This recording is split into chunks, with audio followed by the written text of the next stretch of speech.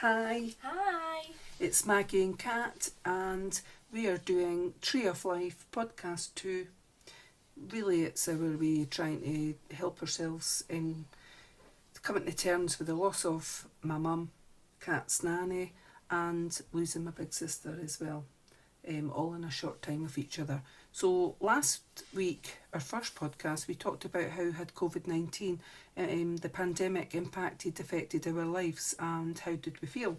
So this week, though, we're going to carry on from that, the loss of people, loved ones, suicide, as sadly that's what happened with my big sister, and but we're going to first sort of give a little intro about us. So I'm Kat. I'm 22, and I'm a university student. I'm in my last year of university, and I study psychology. But out with that, I actually, when we were speaking about our likes and dislikes, it's quite funny because in my head, it's quite hard for me to think about things that I like and I dislike, because my favourite thing to do is to do nothing. I enjoy just sitting watching movies or just chilling out. I love to chill out. There's not really anything like a sport that I enjoy or do anything in particular. There's not really anything creative that I like to do. I'm not a drawer or anything like that, but I enjoy chilling out. I enjoy socialising. I like going out with my friends, going out with my boyfriend. Yeah, I'd say that's what I like. She said she's not artistic, but due to lots of things, including stress with her university, etc., and her studying, and the loss of, or more so the loss of her loved ones, she has taken up mindfulness, and it's the colouring in. So it's, Yes, that's right. you find that quite therapeutic. Yeah, it's a really therapeutic thing. I don't draw. Like I said, I don't draw, and I'm not good. Even if I tried, I don't think I'd be very good at it. But I really enjoy colouring. There's something really therapeutic. It really helps to calm the mind. So these pages are already preset. You buy the book in the sheets inside it, and you're just colouring it in, trying to stay in the lines. Or if you go over it, it doesn't matter. Yeah, it's not really something you have to really overthink. It's something that you just sit there and you can do it. And even if, like you said, if you go over the lines, it's not a bother. It's just very enjoyable and, like I said, just really calming. Right, nice one, as I would say. Me, well, I'm 52 years young, or I used to be. Now I feel really old inside. I've got a love of music, from ABBA to Zappa, and missed the punk era, although it's one of my favourite. Just a bit too young, maybe 6 years too young for it, but liked it after it. So Fave Bands, I'm a punk goth rock chick like my mum. Love indie music, and of course I like dance music as well, the old dance song. Yeah, you have a really good varied genre of different types of music. Well, you might say you like it, others might not. But so The Clash being one of my favourite bands, along with the Bauhaus, must be the top two, really. The two of them at the top, eh? I've got a wee love Susie and the Banshees. And of course then jumps in things like Kings of Leon, Guns N' Roses, Slipknot, got a wee love them live. The Cure, massive big band. Then we could jump down to Beth Ditto and the Gossip, The Prodigy, absolutely love them, and of course Gwen Stefani, and No Doubt being quite a few. Likes and dislikes, hate spiders. Same. Frightened to death of spiders. Same.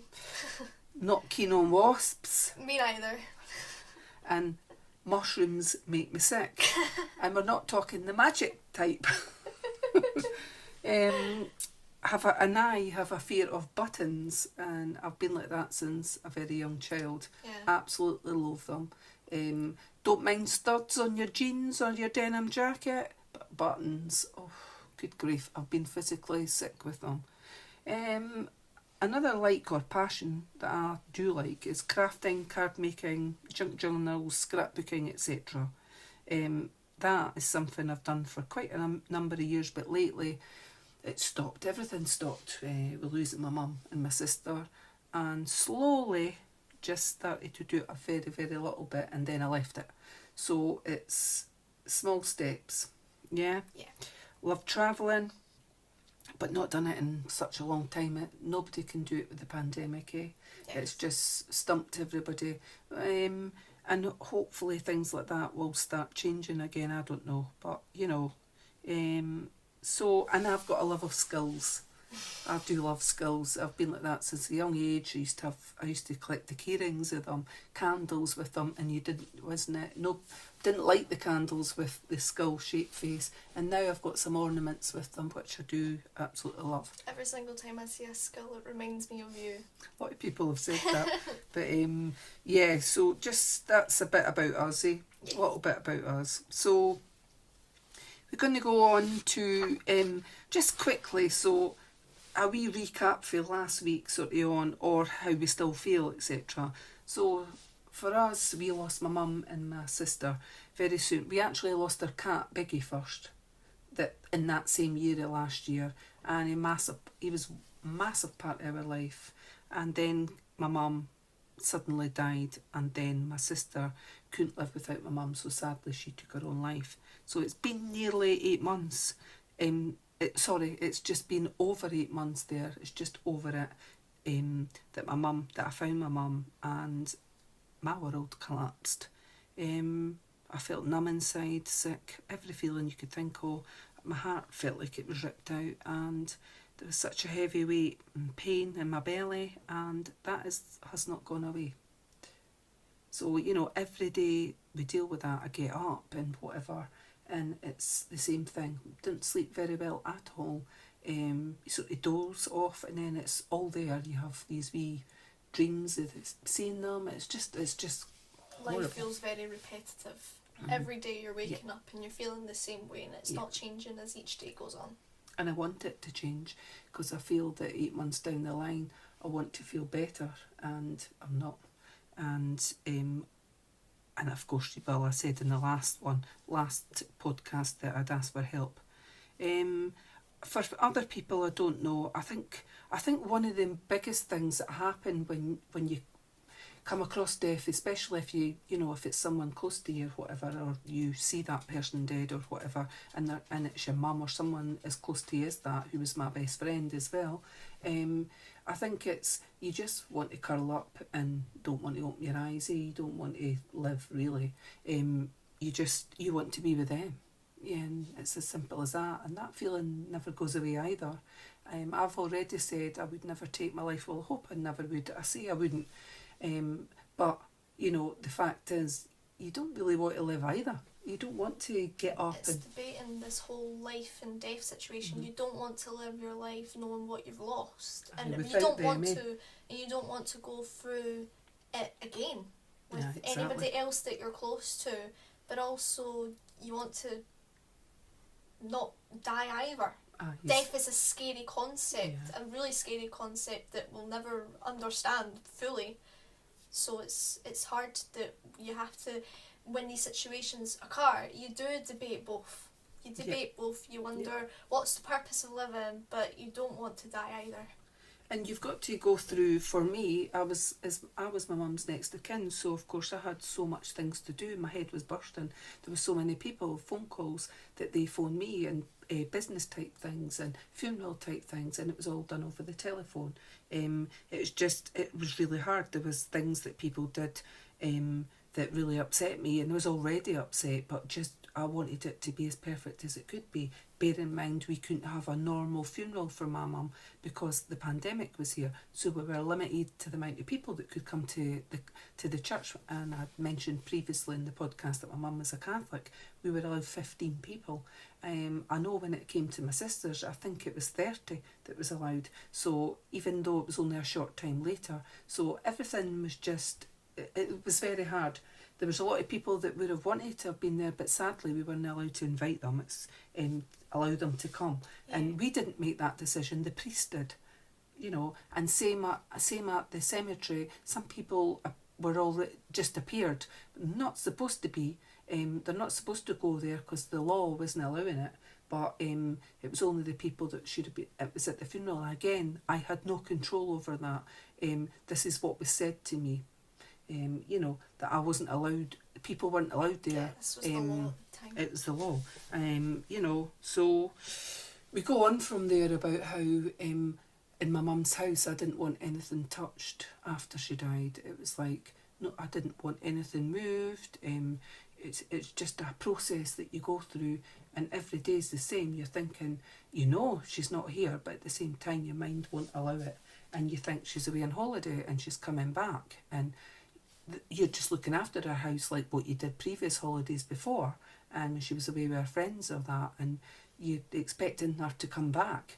And I suppose not relating to the house and how the house is presented, but I think even now we still feel that way, that although we know she's not coming back, sometimes it still feels like she's on a really long holiday, and that can be a really hard concept to grasp and accept, that she isn't going to come back, but she still feels like she's still just away on a long cruise or a massive holiday somewhere. And if you were to sit down and think about it too much, I have to be honest, even though it reels round in my head all the time, it always comes back to me. There's a song comes on, there's something on the TV, I look at her picture, I've got her picture and her photo in my lounge, and that's when you know she's not done. They're not your loved ones, they're not coming back as such, even though sometimes wee things happen, or you hear this word being said, or a song, or you look at something and it reminds you of them, or, you know, so they're always, it's like they're always around you. But not physically. Yeah, but not physically, and that's something that you want, because you want to hold them, you want to tell them it's all right, you love them, you miss them, everything. You just want to hold them tightly, and sadly, well, it's never going to happen.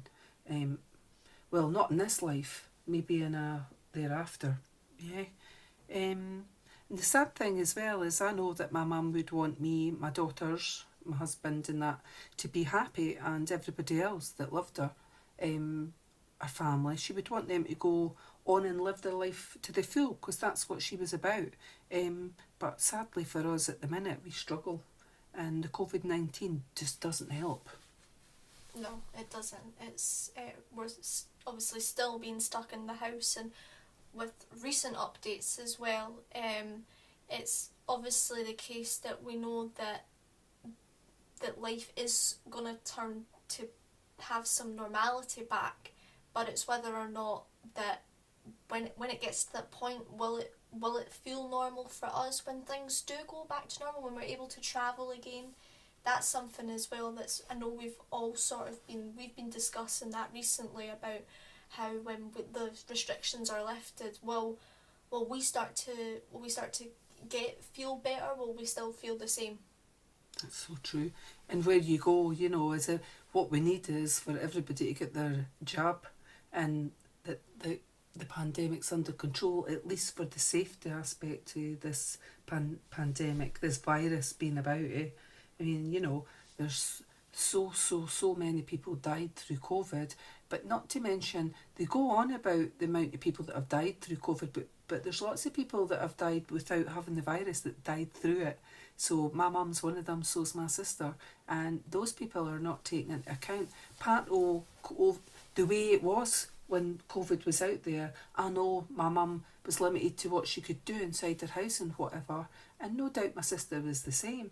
You know, they were in their house most of the time and whatever, and that can play on you, you know, so it didn't help, let's put it that way. The situation didn't help at all. So this puts us on to, I was want to put a wee saying in there, the saying that is out there: better to have loved and lost than to have never loved at all.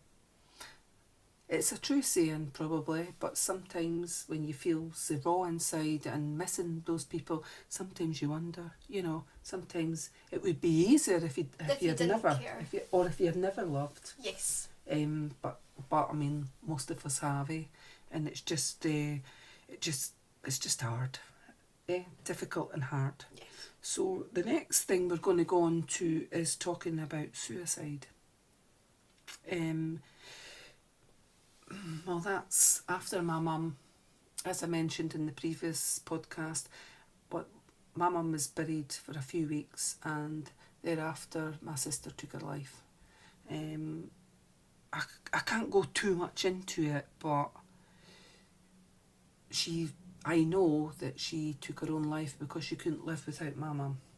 So for me, there's a lot of things in my sister's life that, it's very hard. She obviously, suicide itself, most people hit rock bottom and they think that everyone would be better off without them in it. They feel a failure as if they've not amounted to anything or whatever. Or it could be that they've got money worries and whatever and just couldn't see any way out of it.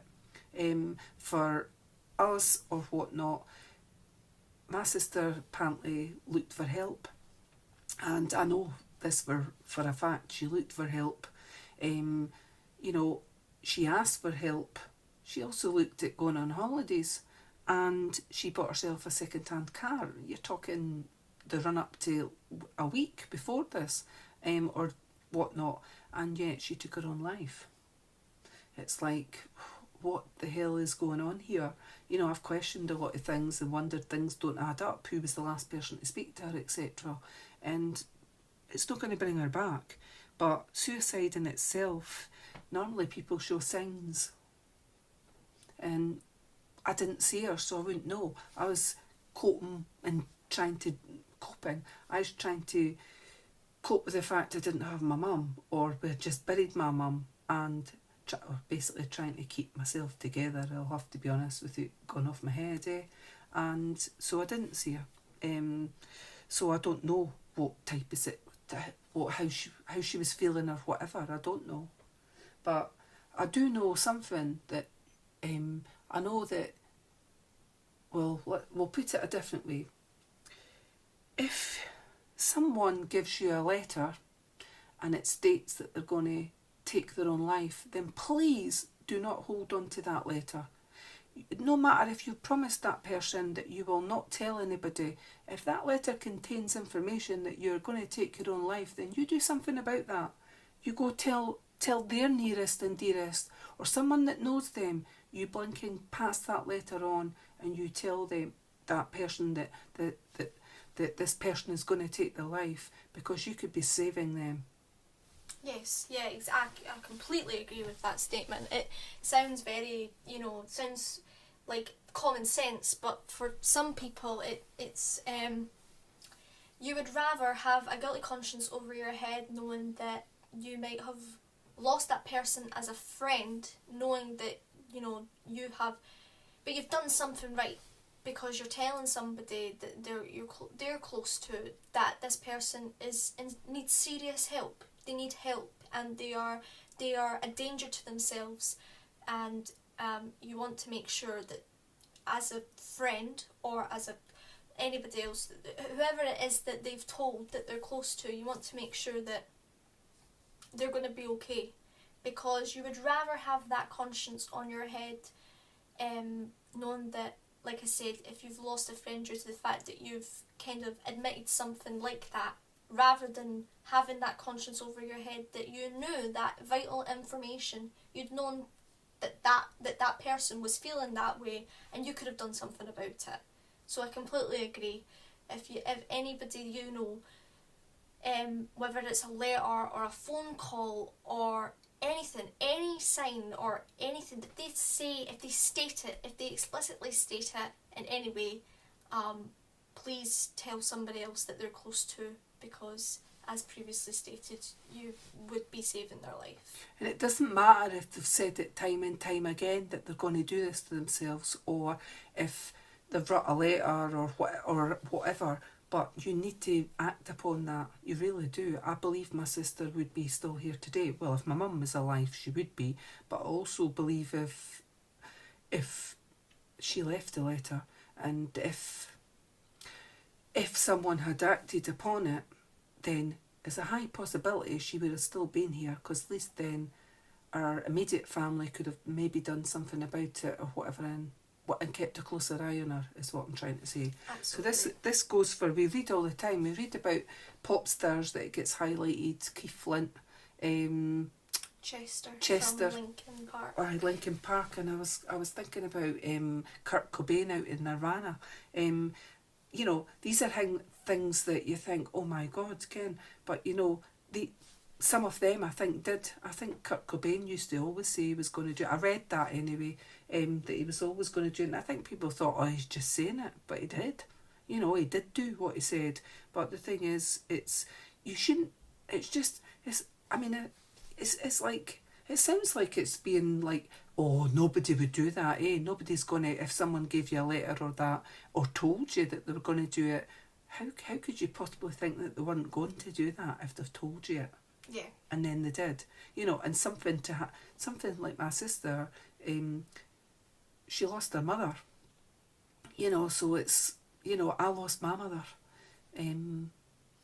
My sister hadn't seen my mum for a while, so for her, it's a wee bit, it's not different in the thing, but she would have had her own thoughts and feelings, and, you know, it's just been too much. But that would have been a sign again to watch out for her, I suppose, eh? Yes. But, so if you're in that situation, or, well, I hope to God you're not, but if you know someone who's maybe handed you a letter or told you that they're going to do this, please go talk to somebody else about it, so that person can get help. Yes. Get advice. Don't keep it to yourself, and because it could be too late. Yeah. So going on from my sister, we have little Harris, one of her dogs that we mentioned in a previous podcast, and he is a lovely wee dog, eh? He's beautiful. Yeah, and well, most of the time it's me that takes him out for his walk. You do. If it's locally, we can't go too far anyway. You've got to be in your own remit. With the pandemic and COVID, so we can't go too far, but sometimes we jump in the car and just go a little bit away and take him round a park or a field or whatever to throw his ball, and he loves this. And his favourite thing to do is barking. Whenever he sees somebody, he has to bark, and I feel like it's his way of saying, hello, I'm here. He wants everybody to say, hello, wee darling, and, you know, well, we won't let them clap him at this moment in time, other people. But yeah, he is a lovely wee dog. But I find when I'm walking with him and I'm talking with him about his mum and his nanny, that's my mum, that sometimes it's like, not sometimes, it happens a lot, it's like this sort of wave comes over me, and I call it anxiety. It's like I feel like I can't breathe, and my chest is very tight, and then I feel like I'm very hot and flushed, etc. And then I start crying my eyes out, and it's all because they're not here, eh? And yes. You know, and it's trauma that you're dealing with on a high scale, etc. And it's just, I don't know, the tears hurt. My tears are like sting my face, and it's still, like I say, just over 8 months down the line for losing my mum, and not that far behind for Pauline and my sister, and I want it to get better, and for me at the minute it's not. So. Yeah, I would definitely agree with that. It doesn't feel like that it has gotten better at all, because it hasn't.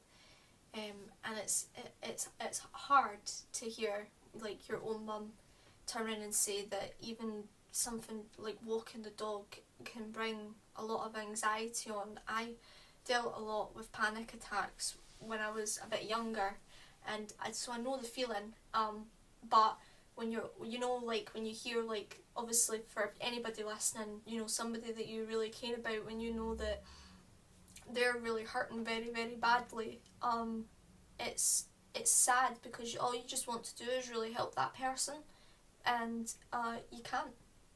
But then I could say, I wish I could really help you as well, Kat. Yes. And, you know, because I know you're hurting inside, and you're finding things very difficult at this minute as well, along with your studying.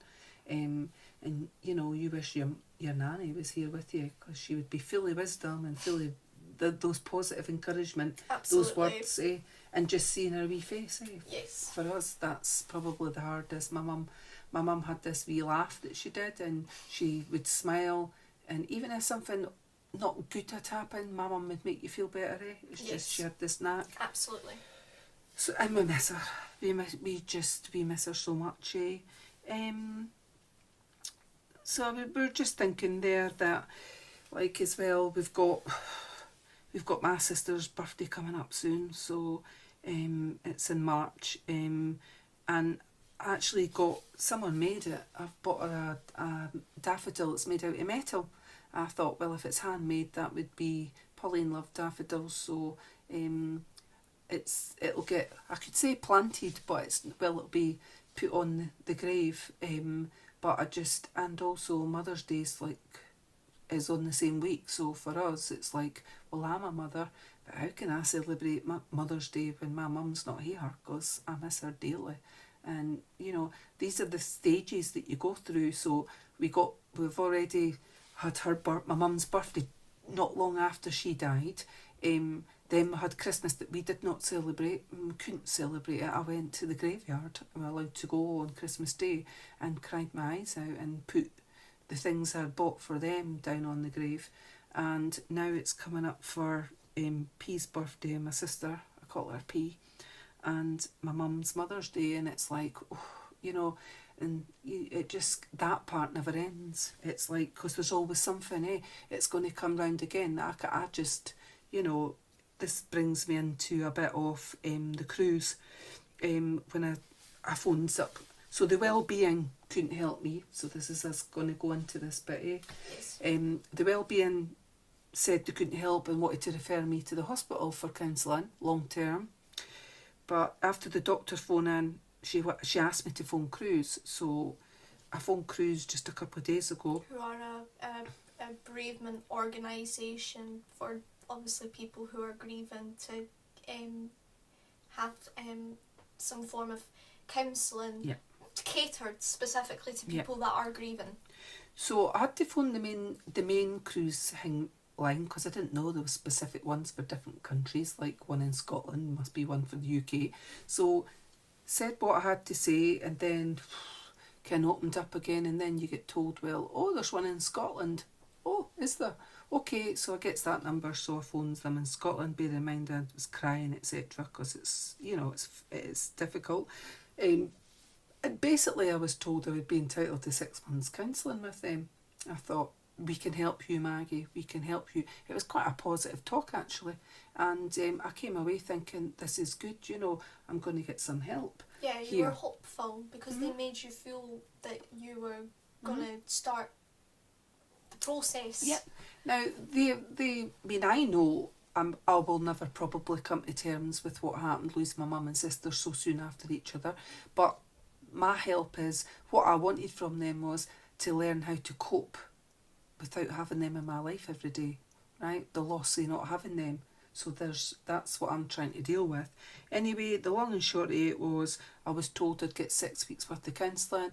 They would send me the pack, they would do it by email. There'd be a telephone number, and I was to phone up that number and arrange with a counsellor over the telephone. Because of the pandemic being here, you can't do it face to face, and we would arrange a time, so it'd be once a week, probably for an hour, that we would have a counselling session. So it would be the same person that I'd be talking to, and I thought, right, this should be okay, it's okay, that saying again, I need the help, so it's okay not to be okay, and take that help.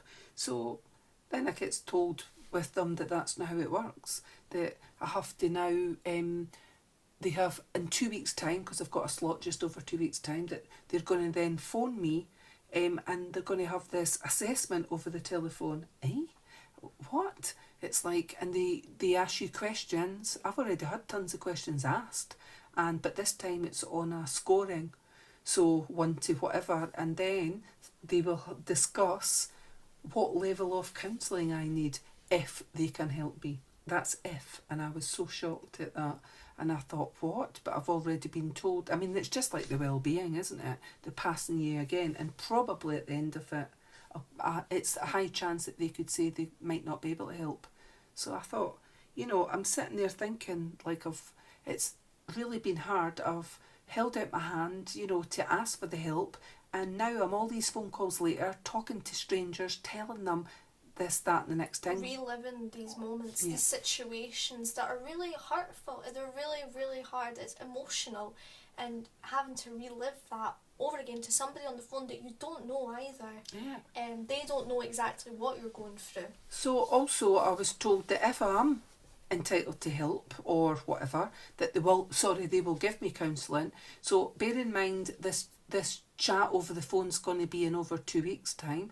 Then there's a waiting list for at least 4 weeks if I'm entitled to counselling. So we're talking 6.5, possibly more weeks away before I'd even get to talk to somebody. But I'm telling you, I need help now. So, it's like bang, bang, bang with your head, eh? So I thought to myself, like, this is awful to say, but it made me wonder that people that are suicidal and really, really low I'm not suicidal. I don't want to, I miss my mum and I miss my sister gratefully, but I'm very unhappy and I wouldn't take my life. But it made me wonder about these people that are at that stage and maybe have nobody, and that could push them over the edge.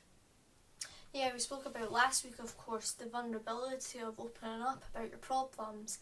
And some people do find things easier talking to somebody that they don't know. Some people don't. So, of course, it's very...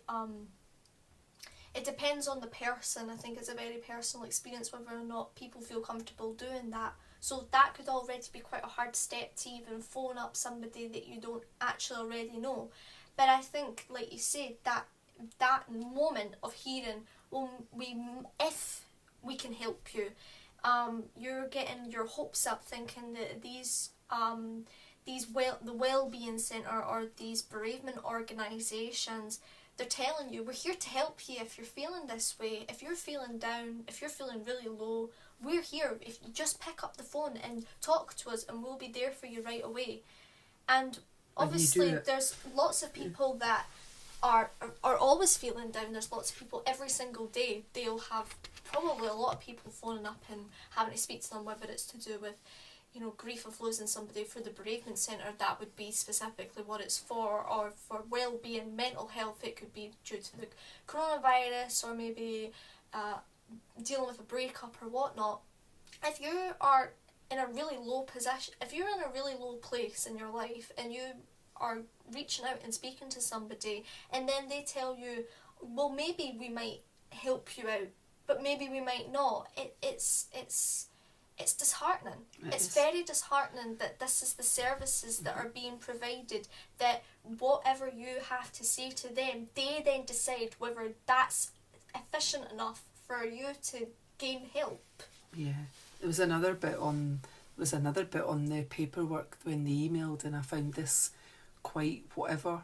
There was a bit on it. It is a charity, but they do expect, if you get counselling per week, for you to give money to your own, so whatever you feel you can afford to give. And I thought, well, that would be, that I've not got a problem with, but I don't want to hear that right away. Like, I don't want to see that when I'm asking for help, that they're looking for money off me. So it's kind of like, but that was said. Personally believe as well, a lot of people, like you had mentioned earlier on, a lot of people may be phoning up these services because their worries are due to financial problems. I know. And so when you hear, you're speaking to these people, and then you're seeing these things online, that doesn't help. It contradicts the point. That was the bereavement, that was Cruz that was written. It was a 2-pager sent by an email, and that's the pack. But that's a wee bit more than the well-being, but they were actually, it tells you straight away that they are looking for help. And who, if the counselling went well, okay, but what happens if you didn't like the counselling, or it didn't do anything for you, but it's just the fact it shouldn't be about money. I didn't like that. I mean, that in itself made me think, what the hell, like. But I came off that phone and cried, because I thought the day before, I thought it was positive, and I thought I was going to start my counselling and get help. And then when I phoned that day, it was like they phoned that number. It was like back to square one. Yeah. So anyway, we're going to finish this up on picking, last week it was an anagram of Tree of Life, and it was what my mum meant to us, and I did too. I did what Tree of Life meant to me, but we're going to stick with my mum's Tree of Life as the positive side, and we're going to pick a random letter out of that, but we're going to start with the letter T. And so the first letter, we're going to, and the word we chose was talented, and that's what my mum was. So for talented, she had beautiful handwriting. She was very good at playing the piano. in her young days, she was brilliant at knitting. She was on number or had knitted jumper 47 for various people in our neighbourhood where she stayed in that, and she did it for free. She was very good at sewing, she was artistic, and she was very good at growing flowers, tending to them in her garden, and her gardening, etc. was a big part of her life. So for me, words come to mind. The T stands for she was thanks. She was very grateful for what she had in life. She was a terrific woman, mother, friend, best friend. She was very truthful. She was tidy, always kept her house and her garden and herself very neat and tidy. She loved a cup of tea and some chocolate. She was top of her class when she was in her younger days. She became a teacher. She was a primary school teacher. She was just brilliant, top notch. One of her bands that she liked in her time was T-Rex. And she was very good at talking, like her vocabulary, I can't even say it. She was very good in a group though, if she was to do talking. She had a voice that you would want to listen to, and she just made you feel at home, etc. And she loved TV, watching her soaps at night. Yes. Yeah. So a little story comes from that. I'll just be quick. Cat saying, "Hurry up, mother." No. But one of the things I said was she was very good at playing the piano. So many moons ago, when I was just a wee baby, in one of the houses that we stayed, my mum had a piano, and she told me this story often, that it was out of tune and she couldn't afford. She had four kids, and quite a hard life in her younger days, and very hard life.